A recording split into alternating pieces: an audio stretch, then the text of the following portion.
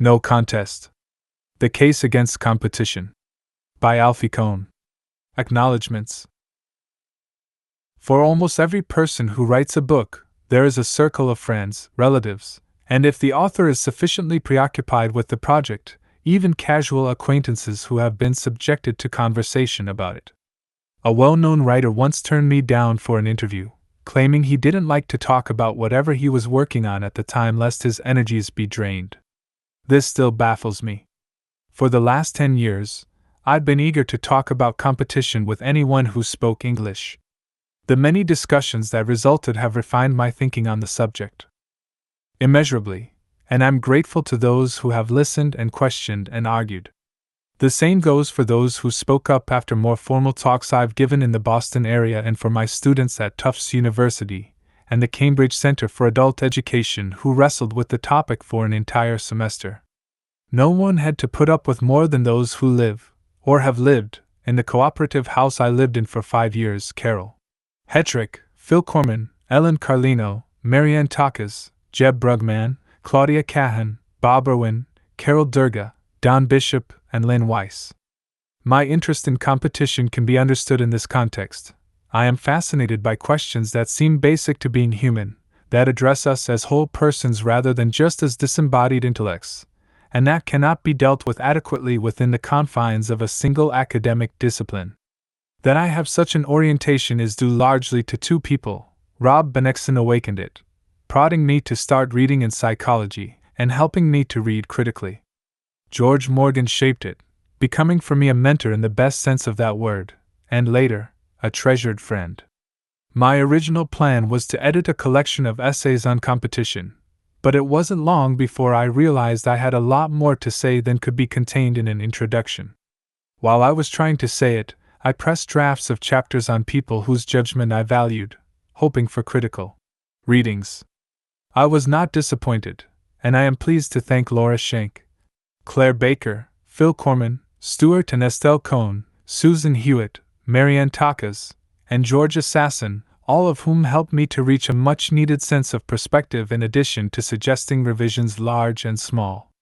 I've learned about cooperative learning from a number of people since the first edition of this book was published. If I mention only Eric Shapps and David Johnson, it's because they were kind enough to read and comment on my new chapter that deals with the topic. Elisa Harrigan did so, too, but she has my gratitude for a lot more than that. Bill Green's contribution merits a separate paragraph. In view of his agile intelligence, I would have been happy with even a small helping of his help. I was lucky enough to receive more hours than I can count. He read every chapter, said a great deal about them, all of it useful, and forced me to rewrite and rethink much of what follows. Whatever you think of this book, it is far better than it would have been without his help. The legal profession is lucky to have him. With all of this advice and guidance, it would have been a shame to keep the final product all to myself. This is where Larry Kesenick and John Ware came in. Their enthusiasm for the project is responsible for turning it into a published book. I have not only Larry but also Ruth Hapgood, Lois Randall, and Jerry Morse to thank for editing, as well. Let me note, finally, that most of the research for this book was done in the libraries of Harvard University, the size of whose holdings is matched only by the school's determination to restrict access to them. I am delighted to have been able to use these resources, and it hardly matters that I was afforded this privilege only because the school thought I was someone else. At every quarterly examination, a gold medal was given to the best writer.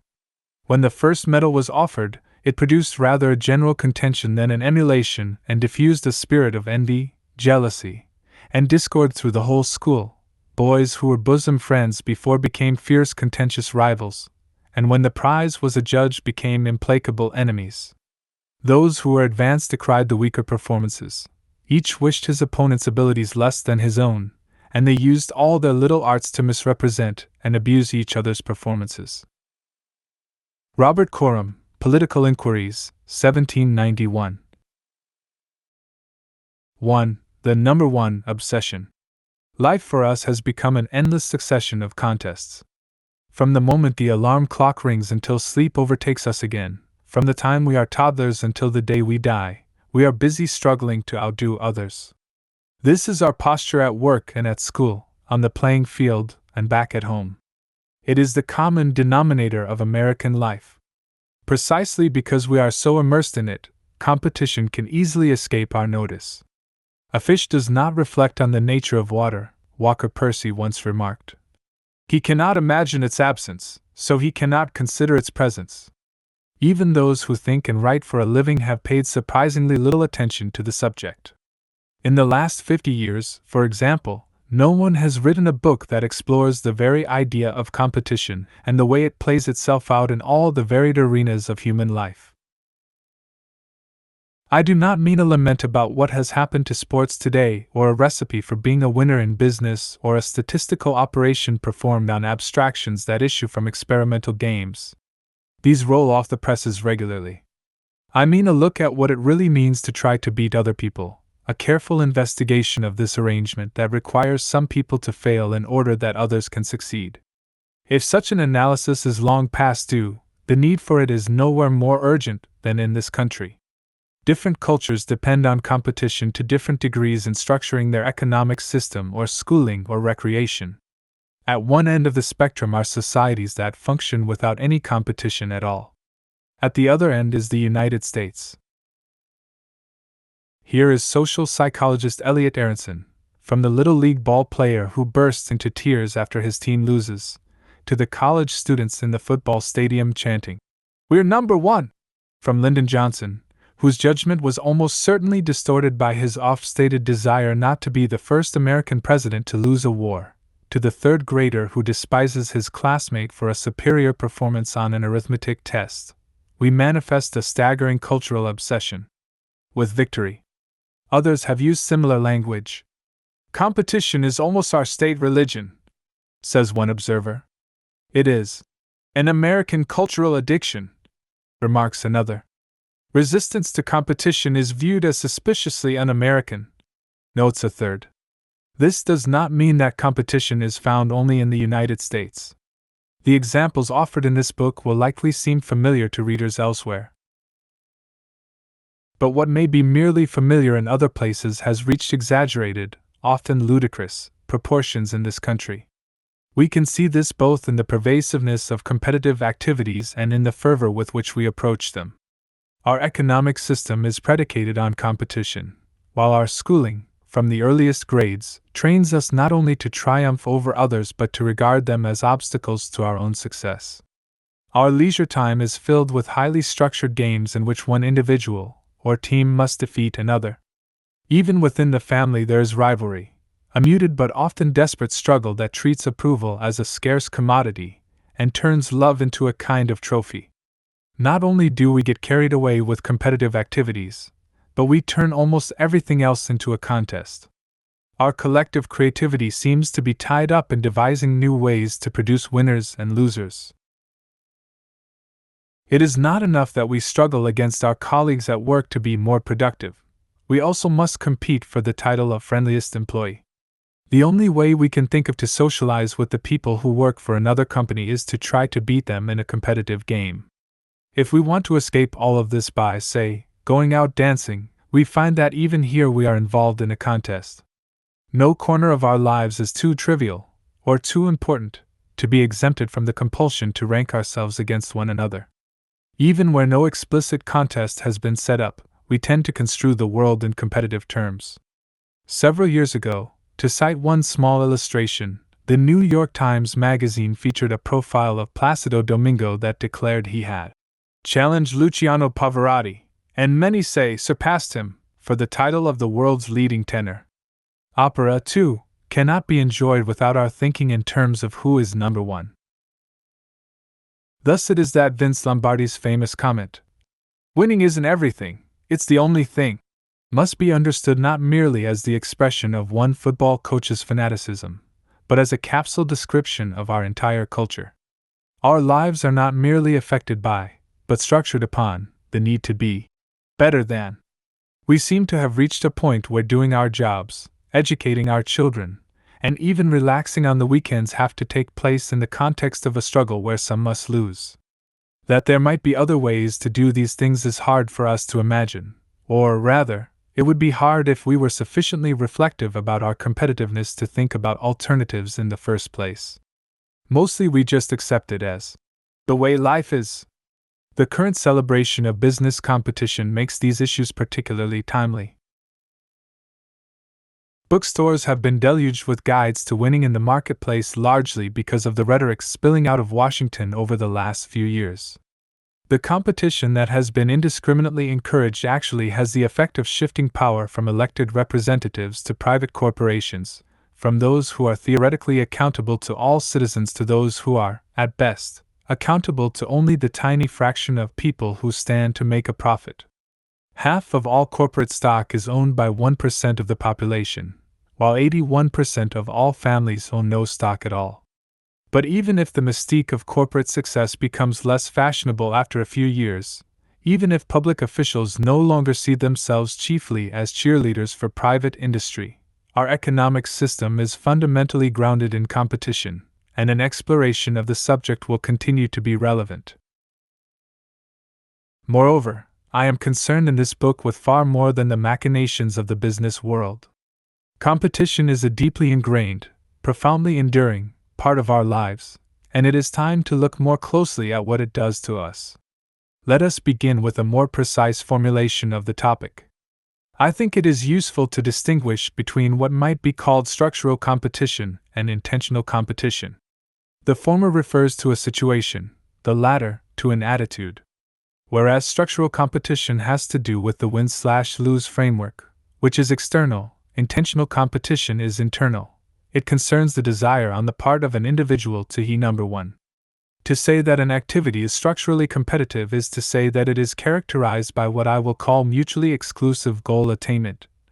MEGA, for short. This means, very simply, that my success requires your failure.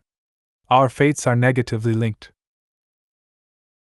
If one of us must lose exactly as much as the other wins, as in poker, then we are talking about a zero-sum game. But in any mega arrangement, two or more individuals are trying to achieve a goal that cannot be achieved by all of them. This is the essence of competition, as several social scientists have observed.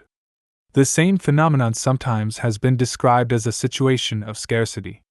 This does not explain competition but simply restates it. If I must try to defeat you in order to get what I want, then what I want is scarce by definition. We need to be careful not to confuse this sort of scarcity with the kind that refers to an objective shortage of some commodity. It is possible, of course, for two hungry people to compete for a single bowl of stew. But in most contests, the goal is simply a prize status. Structural competition usually involves the comparison of several individuals in such a way that only one of them can be the best. The competition itself sets the goal, which is to win. Scarcity is thereby created out of nothing. Structural competitions can be distinguished according to several criteria. Competitions vary, for instance, with respect to how many winners there will be. Not everyone who applies for admission to a given college will be accepted, but my acceptance does not necessarily preclude yours, although it will make it somewhat less likely. On the other hand, only one woman in a bathing suit will be crowned Miss America each year, and if Miss Montana wins, Miss New Jersey cannot. In both of these competitions, notice that winning is the result of someone's subjective judgment. In other cases, such as arm wrestling, pre-established and reasonably straightforward criteria determine who wins. Beauty contests and college admissions also share another feature: either requires any direct interaction among the contestants. The success of one simply rules out or reduces the chances for success of another. There is a stronger version of structural competition in which one contestant must make the others fail in order to succeed himself. War is one example. Tennis is another. Whereas two bowlers competing for a trophy take turns doing the same thing and do not interfere with each other, two tennis players actively work at defeating each other. Which of these postures is in evidence depends on the rules of the game, the type of structural competition that is involved. Intentional competition is much easier to define, although its nuances are quite complex indeed, as we shall see later. Here we are simply talking about an individual's competitiveness, his or her proclivity for besting others. This can take place in the absence of structural competition. As all of us have observed, someone may arrive at a party and be concerned to prove he is the most intelligent or attractive person in the room, even though no prizes are offered and no one else has given any thought to the matter. The psychoanalyst Karen Horney described as neurotic someone who constantly measures himself against others, even in situations which do not call for it. The reverse situation, structural competition without intentional competition, is also possible. You may be concerned simply to do the best you can, without any special interest in being better than others, yet find yourself in a situation where this entails competing. Here it is the structure rather than your intention that defines success as victory. Perhaps you are even averse to competing but find yourself unable to avoid it, an unhappy and stressful state of affairs known to many of us. The most extreme case of structural competition without intentional competition is a circumstance in which individuals are ranked and rewarded without even being aware of it. Students may be sorted on the basis of their grades even if they are not trying to defeat each other. The distinction between the two varieties of competition is especially useful in allowing us to make sense of such a scenario. Finally, let us take note of the rather obvious fact that competition can exist among individuals or among groups. The latter does not rule out the former. Even as two corporations or nations or basketball teams are competing with each other, it is possible that the people within these groups can be vying for money or status. Competition among groups is known as intergroup competition, while competition among individuals within a group is called intragroup competition. These distinctions will prove important in later chapters. Competition is not the only way to organize a classroom or a workplace. This is hardly a controversial observation, but because we have come to take competition for granted, we rarely think about alternatives. In this book, following the lead of most social psychologists, I will be considering 3 ways of achieving one's goals: competitively, which means working against others; cooperatively, which means working with others; and independently, which means working without regard to others. Although we sometimes speak of an individual or a culture as being both competitive and individualistic, it is important to realize that they are not the same. There is a difference between allowing one person to succeed only if someone else does not, on the one hand, and allowing that person to succeed irrespective of the other's success or failure, on the other. Your success and mine are related in both competition and cooperation, though in opposite ways. They are unrelated if we work independently. We sometimes assume that working toward a goal and setting standards for oneself can take place only if we compete against others. This is simply false. One can both accomplish a task and measure one's progress in the absence of competition. A weightlifter may try to press 10 pounds more than he did yesterday, for example. This is sometimes referred to as competing with oneself, which seems to me a rather unhelpful and even misleading phrase. A comparison of performance with one's own previous record or with objective standards is in no way an instance of competition, and it should not be confused with it. Competition is fundamentally an interactive word, like kissing, and it stretches the term beyond usefulness to speak of competing with oneself. Moreover, such sloppy usage is sometimes employed in order to argue that competition is either inevitable or benign, since nobody loses when you try to beat your own best time, and since this is a kind of competition, then competition is really not so bad. This, of course, is just a semantic trick rather than a substantive defense of competition. The third alternative, cooperation, will play a more important role in the pages that follow. The word refers to an arrangement that is not merely non-competitive but requires us to work together in order to achieve our goals. Structural cooperation means that we have to coordinate our efforts because I can succeed only if you succeed, and vice versa. Reward is based on collective performance. Thus, a cooperative classroom is not simply one in which students sit together or talk with each other or even share materials. It means that successful completion of a task depends on each student, and therefore that each has an incentive to want the others to succeed. When we think about cooperation at all, we tend to associate the concept with fuzzy-minded idealism or, at best, to see it as workable only in a very small number of situations. This may result from confusing cooperation with altruism. It is not at all true that competition is more successful because it relies on the tendency to look out for number one, while cooperation assumes that we primarily want to help each other. Structural cooperation defies the usual egoism/altruism dichotomy. It sets things up so that by helping you, I am helping myself at the same time.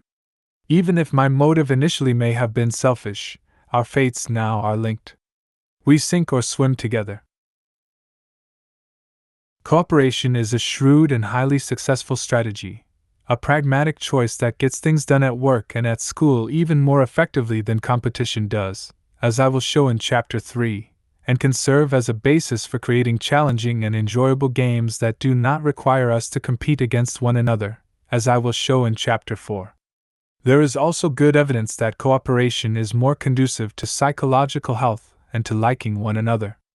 Even in a competitive culture, there are aspects of cooperative and independent work. In fact, a single day at the office can include all three models. The most common mix consists of intergroup cooperation and intergroup competition, working with others in a group in order to defeat other groups.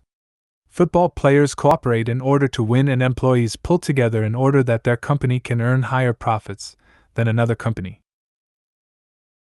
It should be clear, however, that these orientations do not appear with the same frequency.